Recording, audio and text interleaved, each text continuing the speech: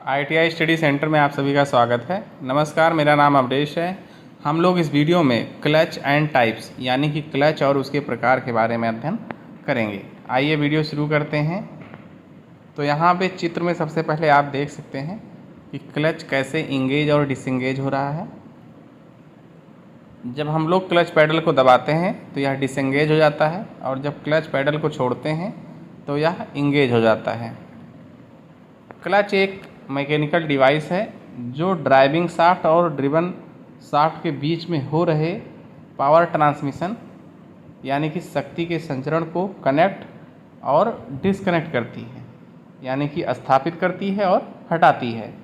Driving shaft वो है जिसे इंजन से प्राप्त होती है और ड्रिवन शाफ्ट ड्राइविंग शाफ्ट की पावर से ऑपरेट होता है। क्लच ऑटोमोबाइल का एक मुख्य भाग है। क्लच एक कनेक्टिंग लिंक है जो पावर और ट्रांसमिशन को जोड़ती है, मतलब ये ऑटोमोबाइल सिस्टम में कनेक्टिंग लिंक का काम करती है। क्लच एक रोटेटिंग मैकेनिकल कंपोनेंट को दूसरे रोटेटिंग मैकेनिकल कंपोनेंट से कनेक्ट और डिस्कनेक्ट करता है।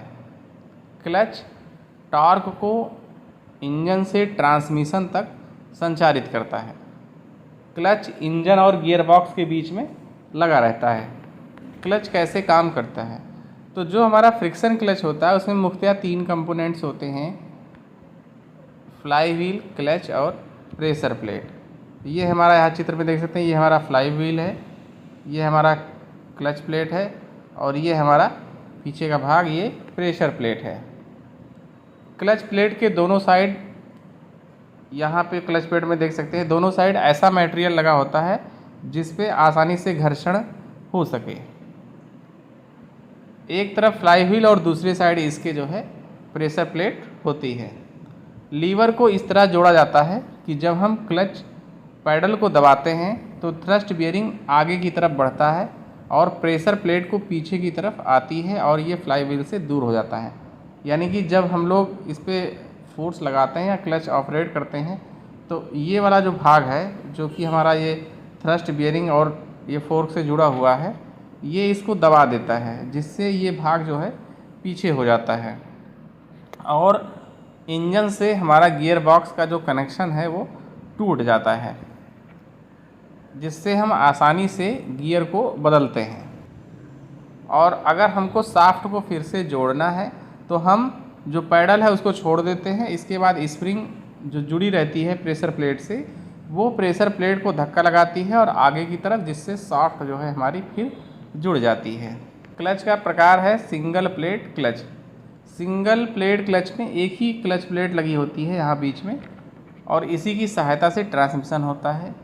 सिंगल प्लेट क्लच में पावर ट्रांसमिशन फ्रिक्शन की वजह से होता है जो 2 कंट्रोल सरफेस के बीच में होता है।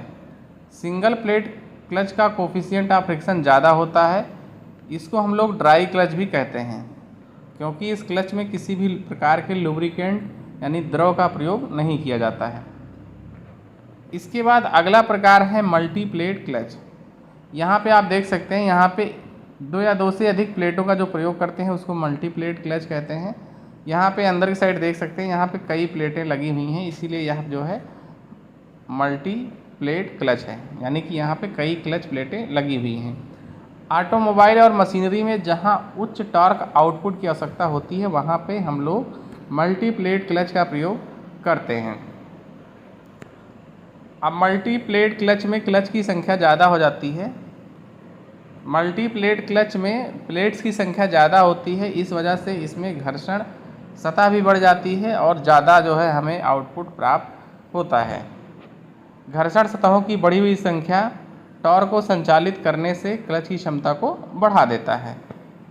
मल्टी प्लेट क्लच का उपयोग एससीवी, रेसिंग कार, मोटरसाइकिल या हाई टार्क ट्रांसमिशन जहाँ पे होता है वहाँ पे हम लोग करते हैं। अगला है कोन क्लच। इसमें जो घर्षण सतह होती है, ये वाली हमारी जो यहाँ पे ऐसे दिख रही है, ये सतह जो है शंकु के रूप में होती है। इंजन शाफ्ट में फीमेल शंकु और मेल शंकु स्पिंडल क्लच पर जुड़ा रहता है, यानी कि यहाँ पे जो भाग है जो कि हमारा इंजन से जुड़ा हुआ है, इसके ये फीमेल टाइप का होता है और मेल टाइप का हमारा जो है ये स्पिंडल शाफ्ट पे जुड़ा रहता है। जब क्लच छोड़ा जाता है तो मेल शंकु की घर्षण सतह फीमेल शंकु के संपर्क में आती है, यानी कि ये वाला भाग जो है इसके अंदर में चला जाता है, जिसकी वजह से जो है जब क्लच को हम लोग छोड़ते हैं तो वो इंगेज हो जाता है और पावर का ट्रांसमिशन होते रहता है। ये जो हमारा शंकु क्लच होता है इसका लाभ यह है कि घर्षण प्लेट पर लगने वाला समान बल अक्षीय बल से अधिक होता है। इसमें एक प्रॉब्लम होती है कि ये जो टेपर यहाँ पे तिरछा रखा हुआ है, अगर ये 20 डिग्री से ज़्यादा होता है तो यह मेल शंकु जो है फीमेल शंकु से बंध जाता है और इसको अलग करना जो है मुश्किल होता है। कोन क्लच आमतौर पर कम गति वाले वाहनों में प्रयोग किया जाता है। ये रेसिंग, रैलिंग या अत्यधिक ऑफ रोड वाहनों में उपयोग किए जाते हैं। पावर बोट में ये आम रूप से प्रयोग किए जाते हैं। अगला है डॉग क्लच। डॉग क्लच को क्लॉकवाइज, एंटी क्लॉकवाइज दोनों दिशाओं में घुमाया जा सकता है। इस क्लच के जबड़े अक्ष के समांतर होते हैं। यह क्लच पॉजिटिव ड्राइव प्रदान करता है। यहाँ चित्र में आप लोग देख सकते हैं, यहाँ पे इस तरह के स्लॉट कटे हुए हैं और इस वाले भाग में भी स्लॉट कटे हुए हैं, तो जिसमें आसानी से फिट हो जाता है। इसको जोड़ने के लिए स्थिर अवस्था में ही हम जोड़ सकते हैं। अगला है एंगुलर क्लच। एंगुलर क्लच में दांते आरी नुमा बने होते हैं। मशीन पर अधिक लोड पड़ने पर यह अलग हो जाते हैं, जिससे मशीन को किसी प्रकार का नुकसान नहीं होता है। मशीनों में प्रायः इसी प्रकार के क्लच का प्रयोग किया जाता है। विद्युत चुंबकीय क्लच। विद्युत चुंबकीय क्लच विद्युत द्वारा ऑपरेट होते हैं, लेकिन इसमें पावर का ट्रांसमिशन मैकेनिकली होता है। इलेक्ट्रोमैग्नेटिक क्लच में इलेक्ट्रोमैग्नेटिक एक्चुएटर के द्वारा पावर ट्रांसमिशन होता है, यानी कि इंगेज और डिसएंगेज किया जाता है। फ्लाई व्हील में बाइंडिंग लगी होती है, यहाँ पे देख सकते हैं। बैटरी या डायनेमो से वाइंडिंग में करंट प्रवाहित होता है। जब करंट वाइंडिंग से होकर गुजरता है तो यह इलेक्ट्रोमैग्नेटिक फील्ड उत्पन्न करता है, जो प्रेशर प्लेट को आकर्षित करता है, जिससे क्लच जुड़ जाता है। और जब आपूर्ति यानी कि जब बिजली उसमें सप्लाई नहीं दी जाती है तो क्लच बंद हो जाता है। गियर लीवर पर क्लच रिलीज स्विच लगा होता है। जब ड्राइवर गियर को बदलने के लिए गियर लीवर को पकड़ता है, स्विच को दबा देता है तो करंट को वाइंडिंग से काट दिया जाता है, जिससे क्लच जो है डिसएंगेज हो जाता है और उसको जो है हम लोग गियर को लगा सकते हैं। कम गति पर जब डायनेमो का आउटपुट कम होता है तो क्लच दृढ़ता से नहीं जुड़ पाता है, इसलिए प्रेशर प्लेट पर 3 स्प्रिंग भी लगा दिए जाते हैं, जो कम गति पर भी क्लच को मजबूती से लगाने में मदद करते हैं। विद्युत चुंबकीय क्लच आमतौर पर दूरस्थ उपयोग के लिए उपयुक्त हैं, क्योंकि इसके संचालन को नियंत्रित करने के लिए किसी लिंकेज की आवश्यकता नहीं होती। हर बार क्लच लगे रहने पर इलेक्ट्रोमैग्नेटिक एक्चुएटर में गर्मी के रूप में ऊर्जा का प्रसार होता है, इसलिए इसमें ओवरहीटिंग का खतरा बना रहता है।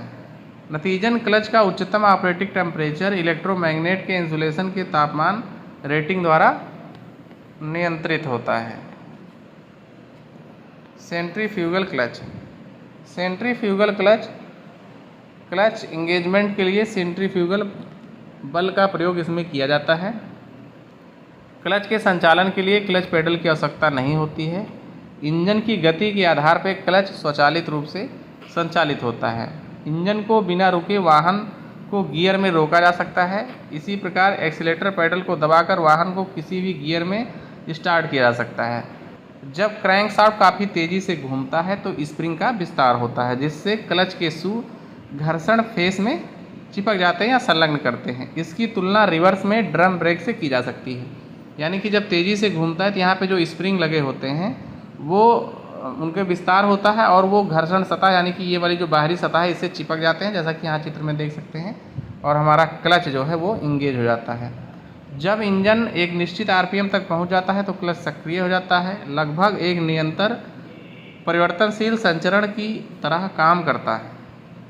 जब वाहन की गति कम हो जाती है, ब्रेक लगाया जाता है तो स्प्रिंग बल केंद्र प्रसारक बल पर हावी हो जाता है और ब्रेक शाफ्ट केंद्र की ओर वापस चले जाते हैं। इस प्रकार क्लच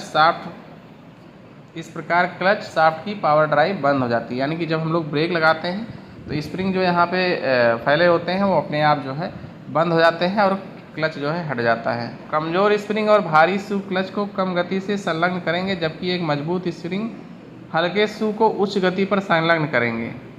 इस कारण ये जो है इसमें प्रॉब्लम होती है, ये इसका ड्रॉबैक है।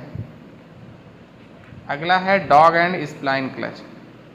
दो शाफ्ट को एक साथ जोड़ने या गियर को शाफ्ट से जोड़ने में इसका प्रयोग किया जाता है। इसे हम लोग पॉजिटिव क्लच या सकारात्मक क्लच के रूप में भी जाना जाता है। Two parts of the clutch are one is dog clutch which has external teeth and another one is sliding sleeve which has internal teeth. यानी कि ये वाले भाग को डॉग क्लच कहते हैं, इसमें स्प्लाइन स्लीव इसको बोलते हैं। इसके बाहरी भाग में दांते कटे होते हैं और इसके अंदर आंतरिक भाग में इसमें दांते कटे होते हैं। डॉग और स्प्लाइन क्लच का उपयोग ज़्यादातर मैनुअल ट्रांसमिशन वाहनों में विभिन्न गियरों को लॉक करने के लिए किया जाता है। Hydraulic clutch. हाइड्रोलिक क्लच तेल के दबाव से संचालित होता है। हाइड्रोलिक क्लच का लाभ यह है कि क्लच पेडल को दबाने में कम प्रयास की आवश्यकता होती है। प्लेट प्रकार के क्लच की तुलना में हाइड्रोलिक क्लच में प्रेशर प्लेट पर दबाव बनाए रखने के लिए स्प्रिंग के स्थान पर डायाफ्राम का प्रयोग किया जाता है। इसमें एक accumulator, control valve, cylinder with piston और एक रिजर्वायर होता है। ये हमारा रिजर्वायर है, जैसा कि आप लोग देख सकते हैं। यहाँ पे तेल भरा रहता है। जब हम लोग पैडल दबाते हैं तो ये द्रव जो है यहाँ सिलेंडर में पिस्टन के आकार का लगा रहता है, ये दबता है और इससे जो तेल जो है ये आगे की तरफ जाता है।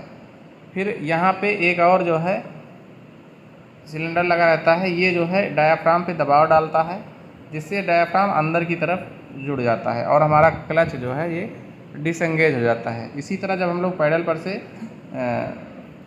फोर्स हटा लेते हैं तो ये जो लिक्विड यहाँ पे गया रहता है ये वापस आ जाता है अपनी स्थिति में, जिस कारण इसमें जो है क्लच जो है वो हमारा इंगेज हो जाता है।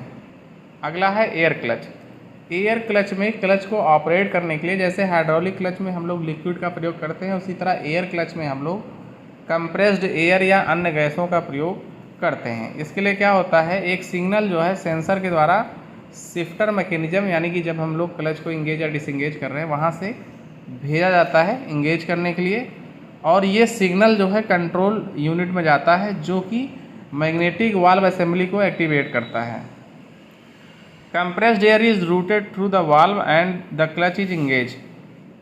तो इसमें जो है वहाँ से सिग्नल जो है जब जाता है तो कंप्रेस एयर जो है उसकी सहायता से ये जो है क्लच को इंगेज कर देता है। जब कंप्रेस एयर उसमें से हट जाती है तो ये डिसएंगेज हो जाता है।